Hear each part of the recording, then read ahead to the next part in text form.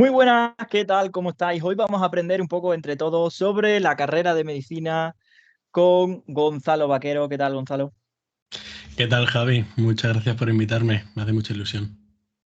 Encantado de que estés aquí y sobre todo encantado de que vengas a compartir tu experiencia y tus aprendizajes como estudiante de medicina que estás ya ahí casi en sexto de medicina, que se dice pronto, ¿no? Que casi que asusta, ¿no? Ya el haber llegado ya a sexto. Y además de ser estudiante, eres divulgador y he visto una frase tuya por ahí que he estado preparándome la entrevista, que es que decías que la medicina es la más humanista de las ciencias y la más científica de las artes, ¿no?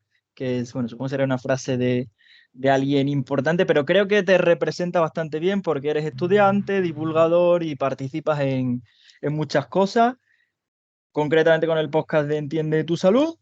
Así que termina de presentarte tú y cuéntanos un poco tu experiencia. Siempre me cuesta definirme cuando me lo preguntan porque me cuesta encasillarme un poco a estudiante de medicina. Ahora, como has dicho tú, también está la parte de Gonzalo divulgador. Divulgo por medio de mi podcast de medicina y de temas sanitarios, en realidad en general, de psicología, nutrición, fisioterapia, lo que se me escapa a mí, traigo a un especialista. Y por redes sociales, TikTok e Instagram, aunque no bailo por esas redes sociales, pero subo cositas también, igual como @entiende tu salud. Y bueno, en Twitter igual monto más polémica que, que divulgación. Hago algunas otras cosillas también. Como has dicho tú, me gusta mucho la frase de que la medicina es la más humanista de las ciencias y la más científica de las artes, que no es mía, obviamente, es de un médico catalán. Em, y en este sentido, me gusta mucho tocar el piano. Toco el piano de hace como 11, 12 años y me gusta mucho leer, leo muchísimo. Em, Me propuse un libro a la semana, pero bueno, esto podría ser un podcast aparte. Y en general, eso, me gusta mucho mezclar ciencias y humanidades porque creo que te hace tanto mejor persona como mejor profesional, yo que tengo intención de dedicarme al ámbito sanitario. Pues papel, boli y receta, ¿no? Para aprender hoy contigo. Pondremos por aquí abajo las redes para que te sigan y puedan seguir aprendiendo de todo eso que compartes, divulgas y tal. Quien quiera entrar un poco más en temas ya de medicina. Hoy lo que sí quiero que aprendáis un poco entre todos, pues es sobre todo de su experiencia en medicina, sobre todo es una carrera además. Aquí hay pues muchas preguntas, muchas dudas, sobre todo al entrar.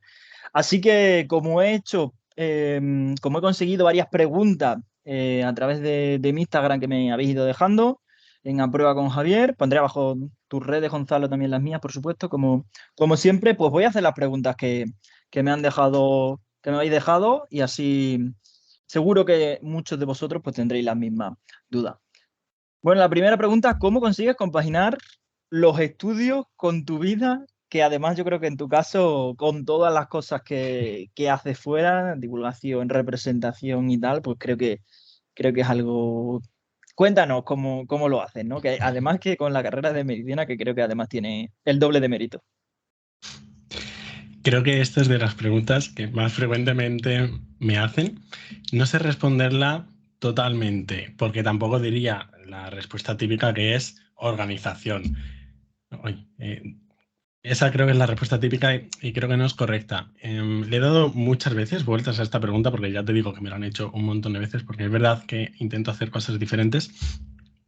Con esto daría distintas soluciones. Para empezar, tener límites, pero límites en todos los sentidos. Por ejemplo, si me gusta mucho ir al gimnasio, que también voy al gimnasio, voy 3 o 4 días a la semana. No voy 7 días a la semana, voy 3 o 4 días.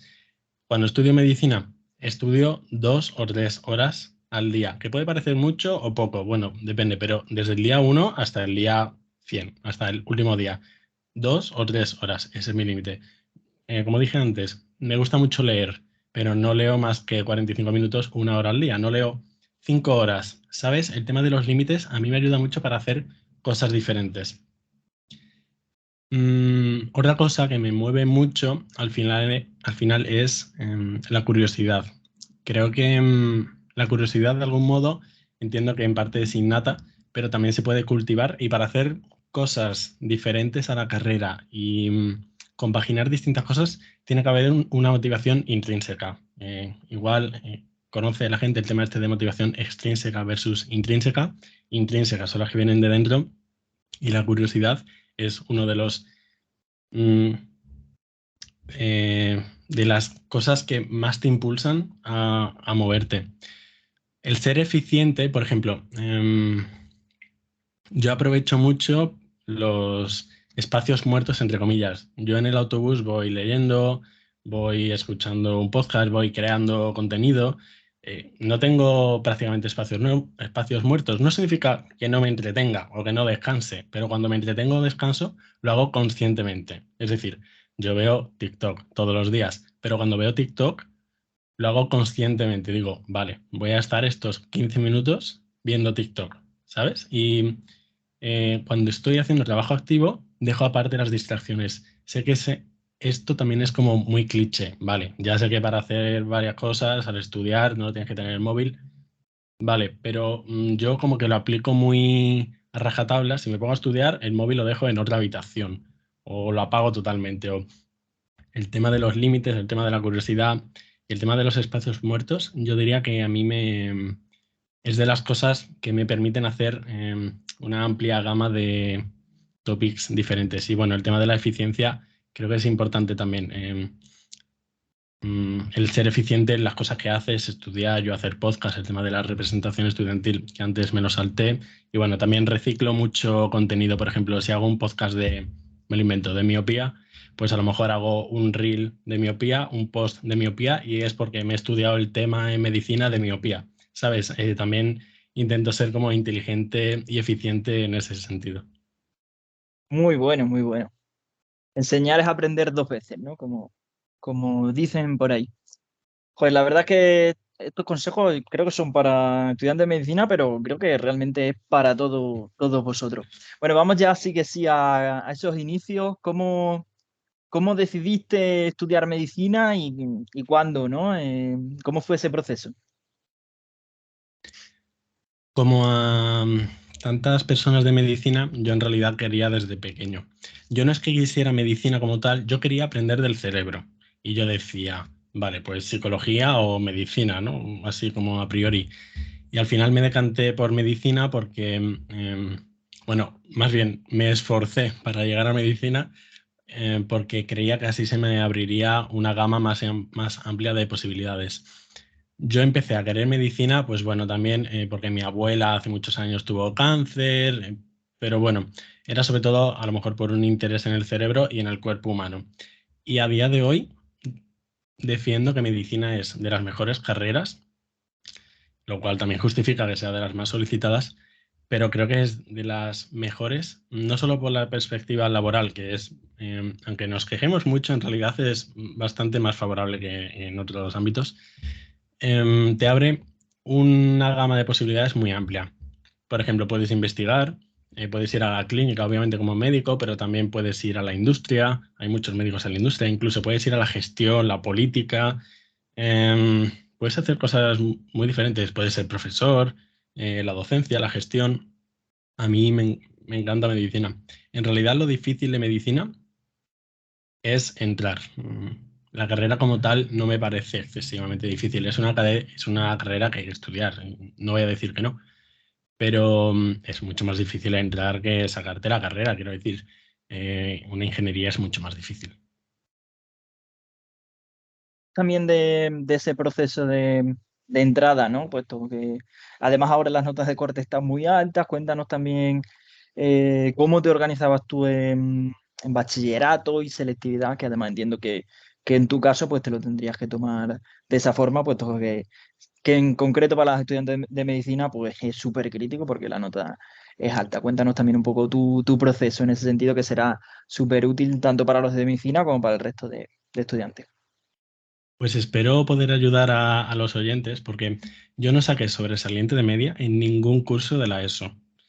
Incluso mi media de bachiller era de 9,3. Vale, obviamente es alto, ¿vale? Un 9,3, pero no es estratosférico. Y de hecho la selectividad no solo me fue mal, sino que en matemáticas saqué un 3, en lengua saqué un 5 total, que al final no entré en medicina. Y repetí la selectividad en la extraordinaria, que en mi momento era en septiembre, pero ahora, bueno, la EBAU se llama ahora, ¿no? Ahora la extraordinaria es en julio. La repetí, ahí ya conseguí nota suficiente, pero ese año me metí a hacer enfermería, que esto es otra de las cosas que se lo digo mucho a las personas que quieren hacer medicina, están en primer, segundo de bachiller y me preguntan consejo porque me lo preguntan mucho. Hay muchos caminos para llegar a medicina.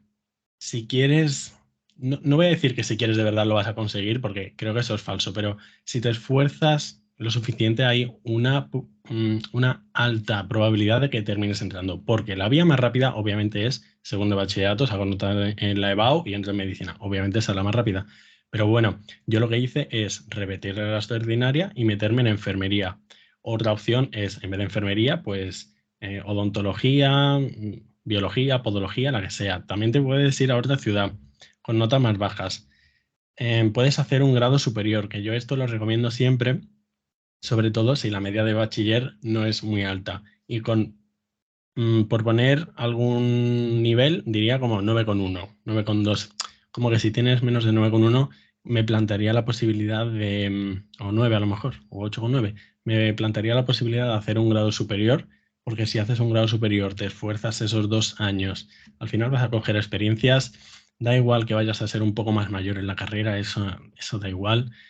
Es muy posible que termines entrando en medicina. Entonces, mi trayectoria fue, bueno, pues no fue la normal. Iba a decir, fue bastante atípica, pero realmente no es atípica. Mucha gente en Bueno, yo creo medicina, que ya casi que es lo normal, ¿no? Con las notas de corte tal y como están, casi que hay que repetirla o tienes que pegarte un año de estudio bastante arduo o eso, o FP o enfermería, claro.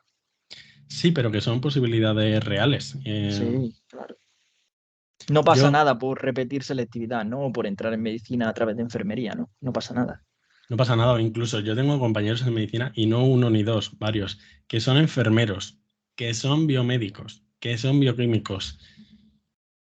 Nunca es tarde, lección uno, lección 2, hay muchos caminos para llegar a medicina. Lección 3, da igual si eres un poco más mayor que tus compañeros al entrar en la carrera, es que eso no puede dar más igual. ¿Y es difícil estudiar la carrera? Yo con el paso de los años he concluido que no tengo la misma opinión que mis compañeros, porque mis compañeros dicen que es muy difícil, pero yo honestamente creo que no es tan difícil. Quiero decir, yo te digo, aprendete las partes de la célula y no hay nada que entender. La mitocondria, el no sé cuántos, el ribosoma 70, no sé qué. O sea, no hay complejidad ahí. Lo que necesitas es constancia, eso sí. Pero es que otra cosa que veo muy frecuentemente en medicina, bueno, veo muchas cosas, pero lo que iba a decir ahora es, la gente no sabe estudiar. No sabemos estudiar porque no nos enseñan a estudiar. Y aquí también entra lo de la eficiencia que decía antes. Yo tengo un método de estudio súper atípico. Igual tú lo conoces, rollo con Anki Cards, bueno, con Active Recall y Space Repetition. Me hago preguntas y eso me lo voy repitiendo a la semana, a las 2 semanas, al mes, a los 2 meses, y soy muy eficiente estudiando. Pero con esto quiero concluir que si yo fuera un estudiante de medicina de primero, segundo, bueno, en realidad del curso que sea o de la carrera que sea, invertiría algo de tiempo en aprender a cómo estudiar eficientemente. Mm, Mírate vídeos en YouTube, pregúntale a algún profesional que se dedica a esto, pero es algo súper rentable porque lo que hace la gente en medicina es, tengo el tocho de apuntes, me lo leo, me lo releo, me lo vuelvo a leer y 2 días antes del examen hago yo exámenes de prueba. Eso no es nada eficiente. Y eso es un fallo que veo muy frecuentemente y creo también por eso que a mí no me resulta tan difícil la carrera. O sea, decir lo contrario lo sentiría como falsa modestia. Hay que estudiar, sí, pero no me parece excesivamente difícil en comparación con física, con mates, con ingeniería o incluso la cantidad de temario en filología. Seguro que es súper parecido a medicina. Cuéntanos un poco, ya nos has dicho alguna, pero ¿cuáles son esas técnicas o esos métodos de estudio que te funcionan o que recomendarías a los futuros médicos o futuros ingenieros o lo que sea. Si quieres entrar en alguno también por bachillerato, por la carrera, me da igual. Cuéntanos un poco qué has aprendido tú de tu experiencia de usando esos métodos de estudio. No sabía si meterme en ello, pero ya que me preguntas, me Sí, meto. claro, claro, es un tema que aquí es muy importante. Esto lo recomiendo, ya te digo, en medicina, pero es extensible a cualquier carrera o bachiller, que también, bueno, quiero decir, en bachiller hay que estudiar muchísimo. De hecho, yo creo que segundo de bachiller para mí fue el curso más duro en cuanto Cuéntanos a un poco cantidad. también que cómo te organizabas en segundo de bachillerato, si tenías métodos de estudio, porque claro, ahí perdón, las asignaturas pues son de ciencias, son de letras, y hay que saber un poco de todo. Cuéntanos también un poco por ese Vale, año. si te parece, te cuento antes breve lo de los métodos de estudio y después te cuento mi experiencia en bachiller y todo esto. En cuanto a Vale. métodos de estudio, lo básico son dos cosas. Space repetition, que es que te lo repitas espaciadamente en el tiempo, como dice la palabra, es decir, repetir las Ujú. cosas de toda la vida, lo que nos dicen los profesores de toda la vida, pues esto. Y en segundo lugar, el active recall. El active recall es el hacer cosas tú de forma activa. ¿Eso qué es? Explicárselo a tus amigos, hacer exámenes, responder preguntas, escribir, pero de memoria, no copiar. Es decir, a mí me preguntan cuáles eran las partes de la mitocondria y yo lo escribo de memoria. Después puedo mirar los apuntes y relleno. Todas esas cosas que a ti te Hacerse un requieren. podcast también, ¿no? Lo iba a decir, pero entiendo. Eso fue otra de mis motivaciones para hacer el podcast, el seguir aprendiendo de medicina de una forma diferente. Todas estas cosas que te requieren un esfuerzo activo son el active recall. Haz lo que quieras. Hazte un grupo con amigos para explicarlo cosas. Hacer exámenes es lo más rentable, además, porque muchas veces se repiten preguntas. Responder tú a mano preguntas. Esas cosas son las que valen de verdad. Lo de hacer distintas vueltas a los apuntes es muy poco eficiente. Y eso es lo que recomendaría. Y mi experiencia en bachillerato, que me decías Sí, porque antes, ahí ya son carreras, supongo que cursarías eso, biología, química, pero claro, también inglés, lengua. Cuéntanos también un poco por estas asignaturas que al fin y al cabo son muy distintas entre sí. sí. Yo en bachiller me metí por el sanitario, porque yo ya sabía que quería hacer medicina. O sea, Eso en es ese que sentido no tuve problema. En España son las asignaturas con las que hemos dicho, ¿no? Biología, química y tal. Sí, Sí, hice biología, mates, química, inglés, lengua, filosofía. En ese momento también la tenía que hacer. Educación física, bueno, ya no sé si estaba educación física. Bueno, son como las típicas, ¿no? Bueno, no tuve que hacer ni física ni dibujo técnico. La que más me costó, me acuerdo que fue matemáticas. De hecho, empecé suspendiendo matemáticas, pero rollo un 1, un 2, un 3 y acabé sacando dieces. O sea, qué bueno. y ¿Y cómo realmente en fue ese bachiller, proceso? pues ese proceso fue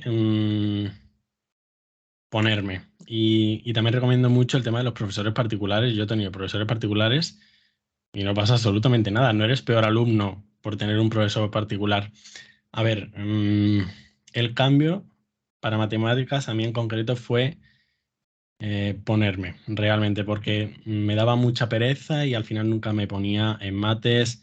También cogí un par de tutorías con la profesora y me dio consejos. Realmente los problemas de matemáticas son bastante, siguen un método bastante sistemático y una vez que lo coges, no es difícil sacar un 10. O sea, es más fácil sacar un 10 en matemáticas que un 10 en biología, en selectividad. En biología te pueden quitar de algún detallito súper fácil.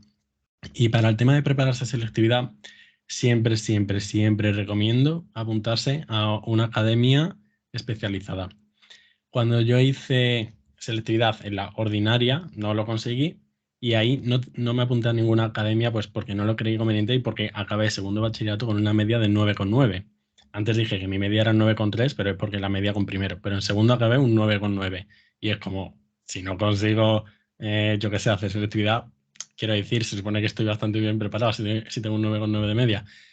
Pues aún así recomiendo muchísimo hacer la academia porque realmente selectividad es como un examen como el B2 o el B1 de inglés o el C1, el que sea. Da igual que tú seas nativo en inglés, porque el B1 y el B2 siguen una estructura bastante concreta, por lo mismo con selectividad. Si tú aprendes a cómo hacer el examen, te va a ir mucho mejor. Y esto lo recomiendo siempre, al apuntarse a un preparador, a lo mejor no para todas las asignaturas, pero bueno, yo sí me apunté a todas, pues, porque sí. Pero lo recomiendo mucho, una academia especializada o un preparador, si quieres conseguir nota que estás compitiendo contra gente que han ido a otros institutos diferentes que tú. Yo, por ejemplo, bueno, lo hice en una pública, pero en un instituto público, porque yo siempre estaba en público. Y bueno, tienes que asumir que vas a competir contra mucha gente y cuanta más leña pongas en el asador, más probabilidades vas a tener.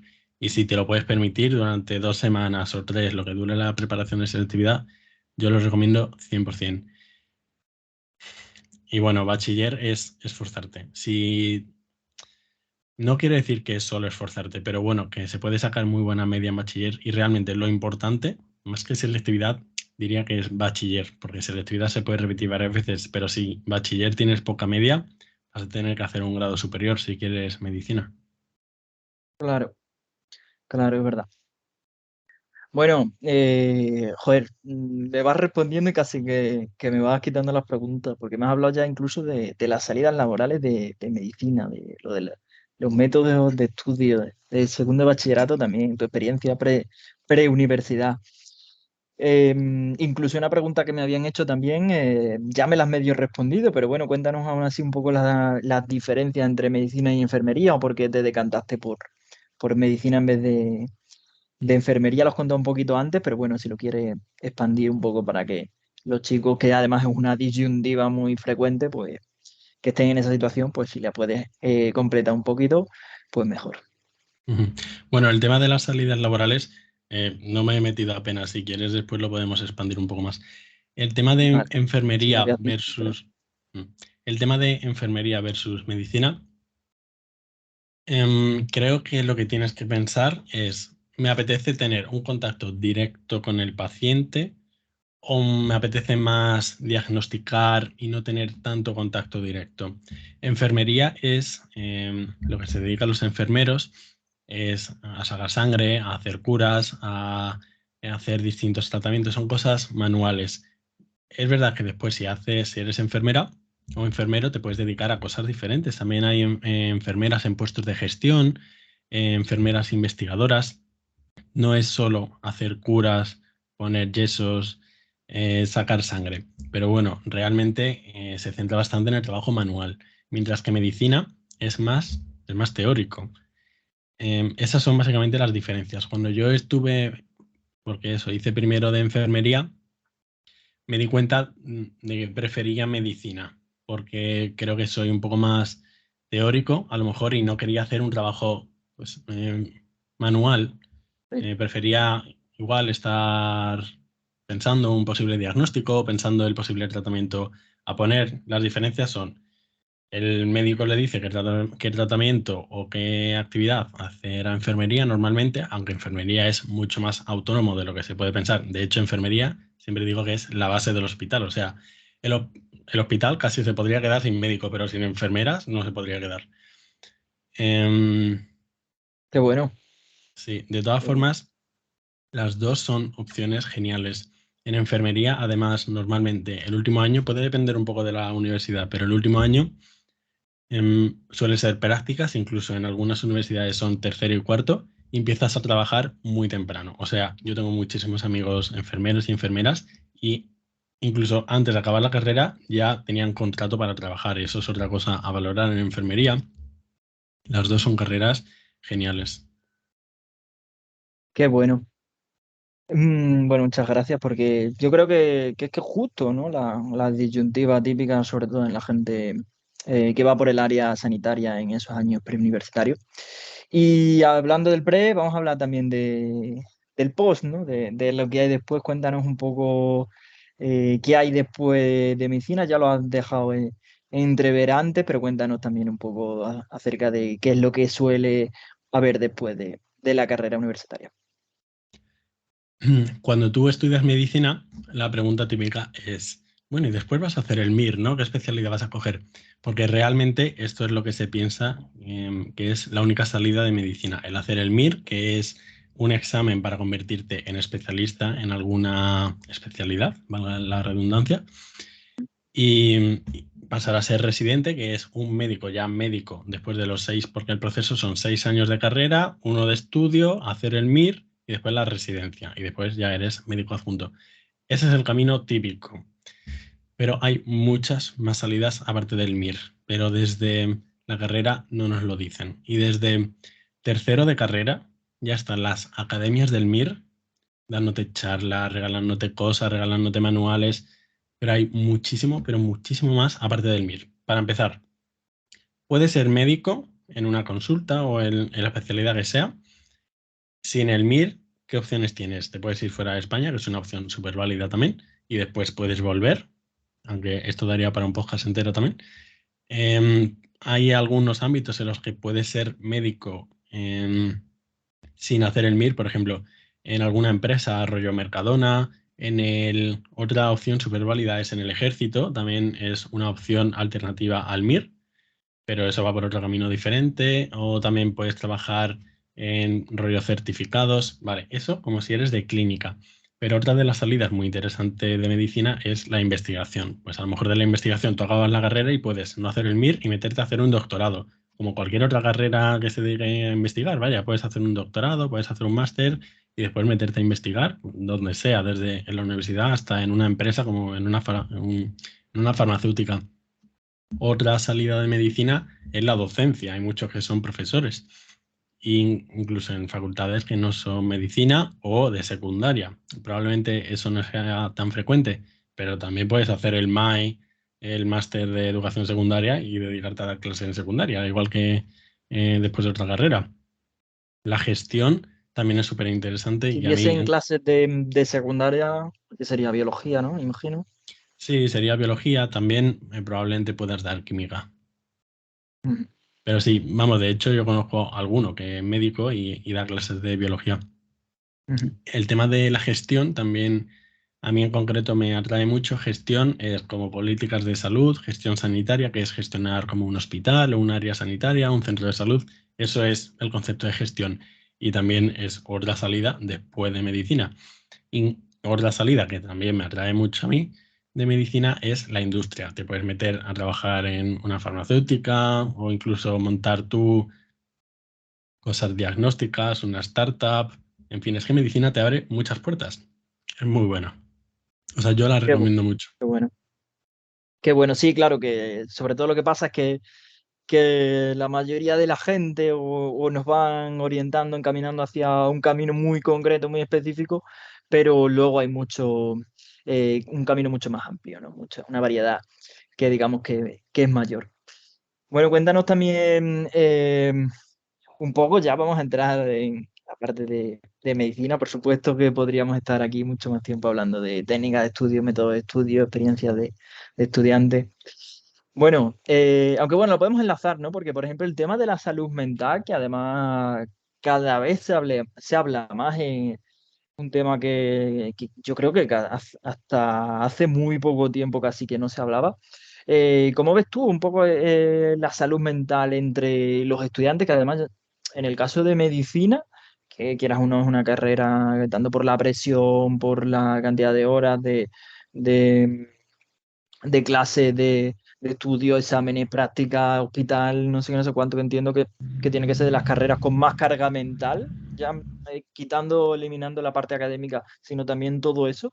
¿Cómo valoras tú esa situación, ¿no? De la salud mental no sé si en los estudiantes de medicina o si quieres ampliarlo un poco al resto de estudiantes, pero ¿cómo ves tú la gente, pues eso, de tu carrera, tus compañeros, la gente con la que te relacionas, etcétera?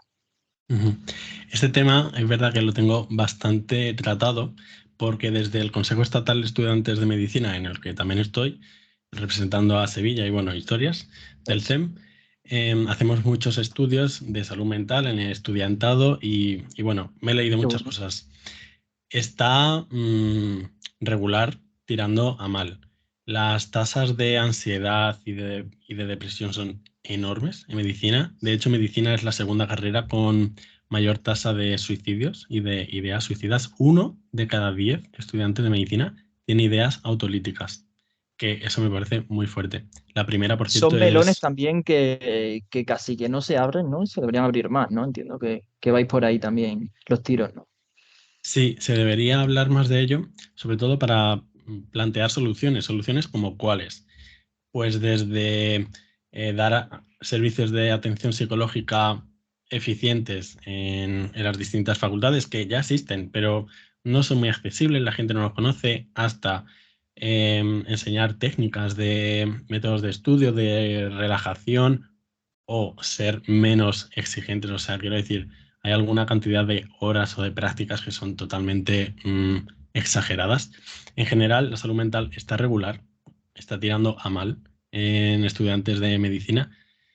Yo lo veo tanto gente de mi alrededor como ya a nivel España, porque yo ya tengo una visión un poco más global por ser representante de distintas cosas y está regular y, joder, esto es algo de lo que se tiene que hablar mucho. No me atrevo mucho a hablar de otras carreras porque no tengo ni idea. No sé cómo estará, pues no sé, en otras carreras de otras ramas, pero en medicina sé que está bastante regular y no me atrevería a decir que es solo porque ahora se sobrediagnostique o no. Creo realmente que hay más problemas de salud Problema mental más, que hace más fuerte. años. Ujú. Y hay algo que se puede hacer, digamos, a nivel, sobre todo a nivel individual, ¿no? El estudiante que está a mitad de la carrera o lo que sea, que claro, es una parte muy importante de su vida la carrera, puesto que al fin y al cabo es casi lo que le dedica más tiempo. ¿Hay algún consejo así práctico a nivel individual que les puedas dar? ¿O cómo crees que se debe trabajar? ¿O es algo que, cómo ves tú eso? Yo diría aprender a lidiar con la frustración y a vivir un poco con la incomodidad, porque la frustración y la incomodidad son parte de la vida, punto. O sea, en la vida vas a estar incómodo en situaciones, te vas a frustrar y eso está bien. Y además en medicina, la gente estamos acostumbrados a ser muy buenos estudiantes, a que nos vaya bien, y ahora en medicina nos damos cuenta de que no somos los mejores, no podemos ser los mejores y eso está bien, no pasa nada porque no seas el mejor.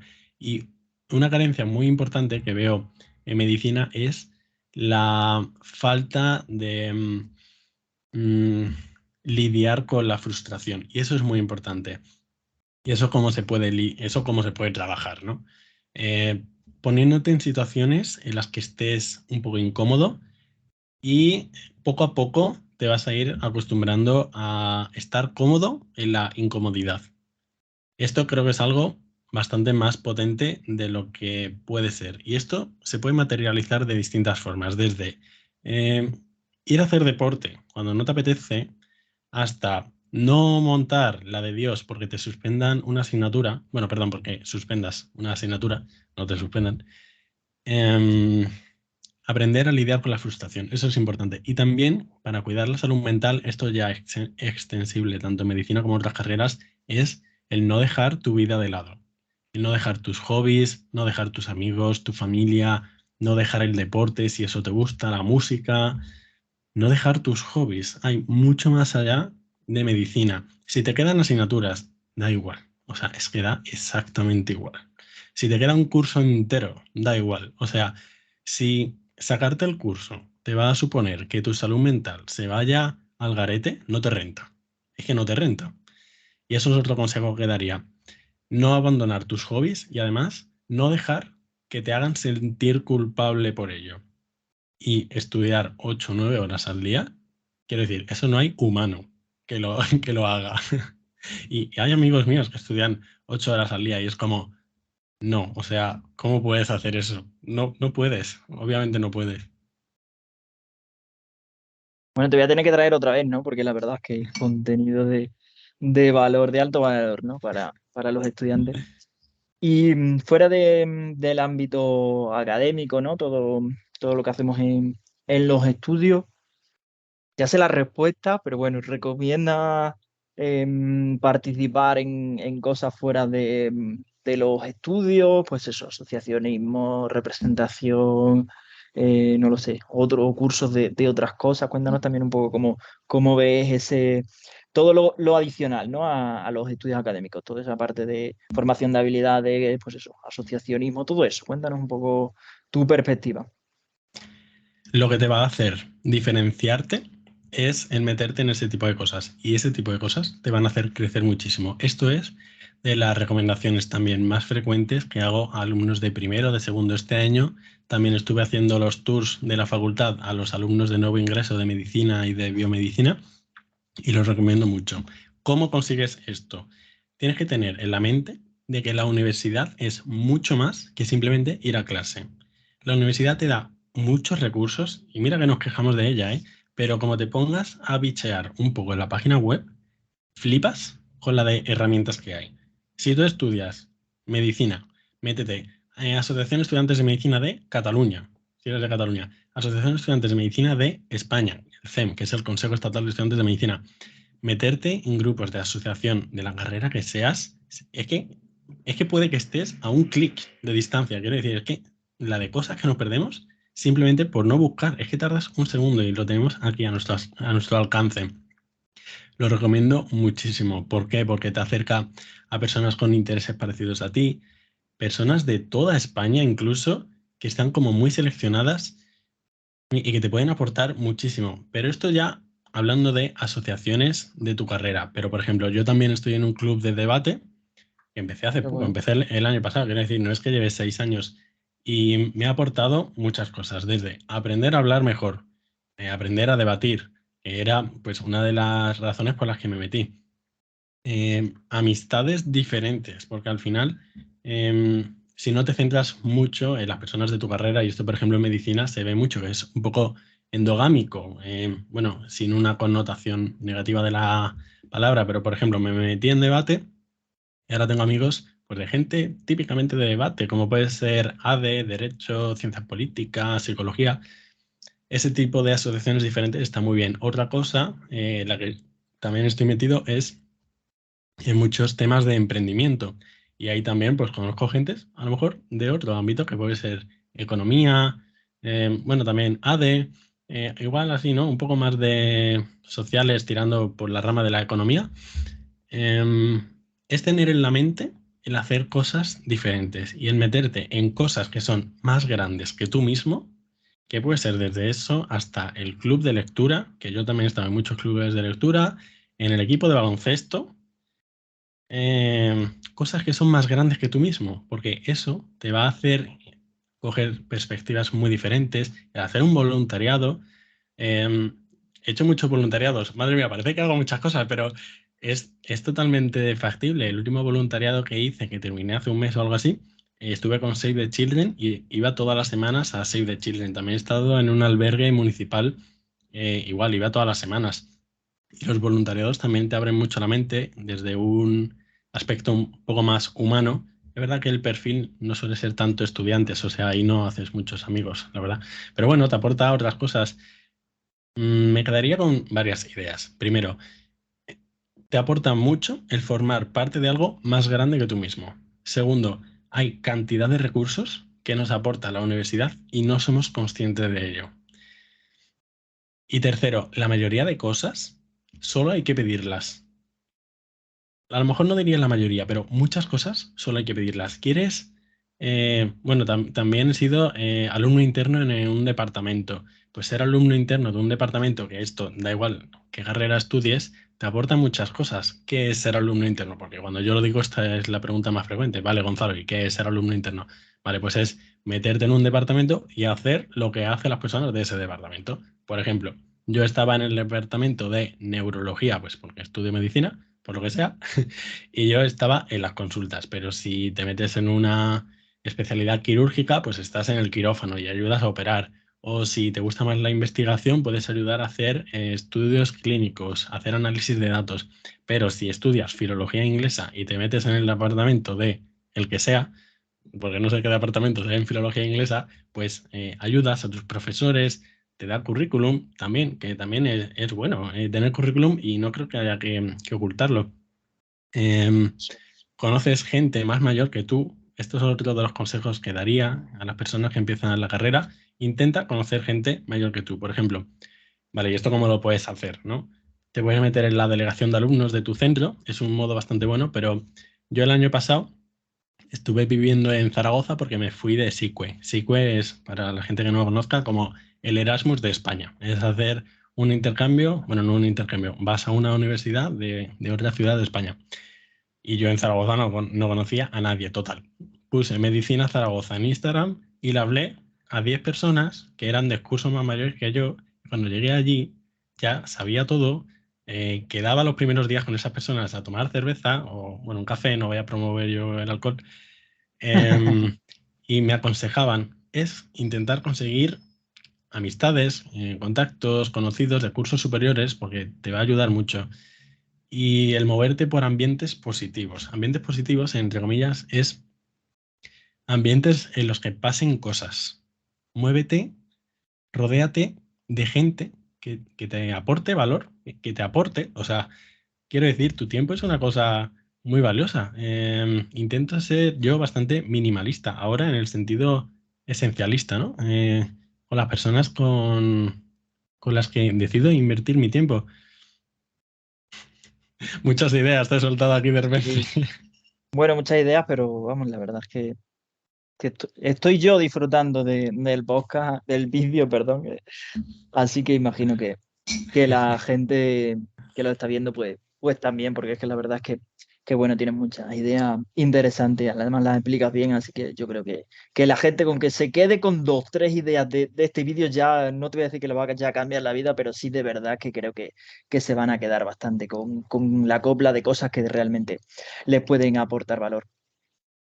Y hablando de crear ambientes positivos, un ambiente que a mí me encanta, que a ti te encanta y que además cada vez se lo empiezo a contar más a la gente, es el de la divulgación, ¿no? Porque saber es bonito, pero además cuando te lo cuentan bien, pues mucho más. Así que cuéntanos también un poco, ya lo has contado, lo he contado yo también un poco al inicio, pero cuéntanos también qué haces en Entiende tu Salud, eh, qué te ha aportado y, bueno, ya todo lo que quieras, por supuesto, para dar a conocer todo lo que haces, que bueno, vuelvo a repetir que aquí abajo lo pondré para que de verdad te sigan en TikTok, en el podcast y en las redes sociales. Mi proyecto de divulgación tiene solo 1 año y medio, pues es la cosa que más puertas me ha abierto. Empecé un podcast, bueno, el podcast que se llama Entiende tu Salud. Empecé porque comencé el año pasado, el año que vivía en Zaragoza, a dar clases particulares a gente de universidad.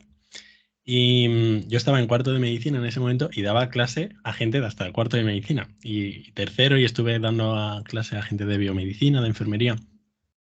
Y mis amigos me decían, pero ¿cómo das clase a gente de tercero de carrera, no? Porque parece algo bastante lejano. Y es como, tío, lo puedes hacer perfectamente. Te acabas de sacar la asignatura el año pasado, puedes dar clases. Bueno, ahí no nos vamos a meter. El caso es que al dar yo ese tipo de clases a gente de carreras universitarias, me vi empoderado para crear un podcast, porque a mí siempre me ha gustado escuchar podcasts de distinta índole. Y dije, bueno, pues voy a hacer un podcast de medicina, porque realmente no hay muchos. No había, ahora hay alguno más, pero no hay muchos podcasts de medicina en español, en castellano. Y yo comencé el podcast por distintos motivos. Primero, para aprender más. Y creo que esto es el motor más importante para mí, porque hago el podcast para eso, para aprender, porque tengo meses adelantados en el podcast. Ahora me podría entrar en coma y seguirían saliendo un podcast cada semana durante meses hasta el 2024 y sigo haciendo episodios. Y mi hermano pequeño me preguntó el otro día, ¿pero por qué has hecho otro episodio si tienes meses grabados? Y me quedé pensando y le dije, pues tienes razón, pues porque me gusta, punto. O sea, lo hago porque me gusta. Y ese es el motor más importante, hacer el contenido para mí que me gusta, que me gustaría consumir. Era otro método también para seguir aprendiendo de medicina que no es del modo más convencional, que es ir a clase, estudiar, hacer los exámenes. También el tener un podcast te aporta muchísimas otras cosas. He podido hablar con gente del Ministerio de Sanidad, de otros países, presidentes de sociedades científicas, o sea, gente con la que nunca podría, bueno, al menos no está hoy, no sé en un futuro, pero no podía haber hablado con ellos. Pero en un podcast todo el mundo quiere ser entrevistado y me ha dado muchísimos contactos. A raíz del podcast me han invitado a dar conferencias, a dar charlas de distinto tipo, a participar en otros podcasts, me ha abierto muchas puertas. Aparte, también puede ser un futuro medio económico, que tampoco es algo que oculte, pero no debe ser lo principal, porque como te centres en eso o en los datos, en las gráficas, no. Lo principal tiene que ser la motivación intrínseca, la curiosidad y que te guste. A raíz de llevar un año con el podcast, que bueno, yo hago 2 tipos de episodios, individuales míos y con invitados expertos en su campo de distinta materia. Al llevar un año, empecé en febrero de este año, hace pues eso, como 5 o 6 meses, a compartir también vídeos en los 2 formatos, por Instagram, por TikTok, formato vídeo corto. Al principio, quiero decir, eran muy malos. Bueno, era lo mejor que lo podía hacer en ese momento, pero ahora lo veo en retrospectiva, eran bastante malos. Pero esto es uno de los aprendizajes que he sacado. Los primeros podcasts míos también eran malísimos y ahora mi podcast es de los más escuchados de medicina en España. Confórmate con el 70%. Y esto con todo en la vida. O sea, bueno, no digo que lo haga la gente, pero yo lo hago y me funciona. No intentes hacer algo al 95% si no lo vas a hacer nunca. Empieza con el 70% y confórmate con eso y ya irás mejorando poco a poco. Pero es conformarse con el 70% y ya está. Además, es mucho más probable ser razonablemente bueno en varias cosas que ser el mejor en algo. Esto es de los aprendizajes más importantes. Confórmate con el 70%. El tema del podcast lo seguí y lo sigo haciendo, vaya, aún habiendo empezado los vídeos, y he aprendido muchísimas cosas, no ya solo de medicina, que también creo que me ha dado un conocimiento mucho más global y mucho más holístico. O sea, me veo muy capaz de hacer cosas en la consulta, me veo un poco a lo mejor más adelantado que compañeros míos, pero he aprendido mucho por tema de las redes sociales. Cada red social funciona diferente. Estoy en Twitter, Instagram, TikTok y bueno, el podcast que está en Spotify, en Apple Podcast, en Google Podcast, en iVoox. He aprendido muchas cosas, muchas lecciones diferentes, lo del 70%. He perdido vergüenza. Yo antes tenía muchísimo pánico escénico y este era otro de los motivos para empezar el podcast. Porque yo tenía un montón de pánico escénico, pero de no poder hacer un PowerPoint en mi clase. Y empecé a mejorarlo. ¿Quién lo diría? Tal cual, tal cual. Bueno, y el quién lo diría, lo dije yo el año pasado, cuando gané el premio Speaker Talent, no, quedé finalista Speaker Talent, pero que había 200 participantes, y ese fue un segundo premio que me supo a primero. O sea, es como, wow, Gonzalo, uf, lo has conseguido. O sea, tenías pánico escénico, has trabajado, has hecho un podcast, te escuchan miles de personas, cientos de miles de personas, me han visto mi cara, han visto esta cara por las redes, y es otra de las cosas que he aprendido de las redes sociales para mí, porque al final te sale muy rentable el aprender a comunicar, el aprender a hablar en público. Bueno, me alegro muchísimo de haber empezado el proyecto, que ahora es un proyecto muy amplio, ya no es solo un podcast. Ahora también comparto vídeos por redes y seguramente empiece algún otro podcast. También llevo el podcast del CEM, el Consejo Estatal de Estudiantes de Medicina. Y bueno, Pues, bueno, ¿hay algo que quieras añadir que pueda aportar valor a, pues, a estudiantes de medicina o cualquier otra persona que pueda estar escuchando este vídeo? Por cierto, pondré todos los enlaces por ahí, pero bueno, si quieres añadir alguna cosa más a todo lo que has dicho, algo que yo no te haya preguntado, que no se nos haya ocurrido, es tu momento.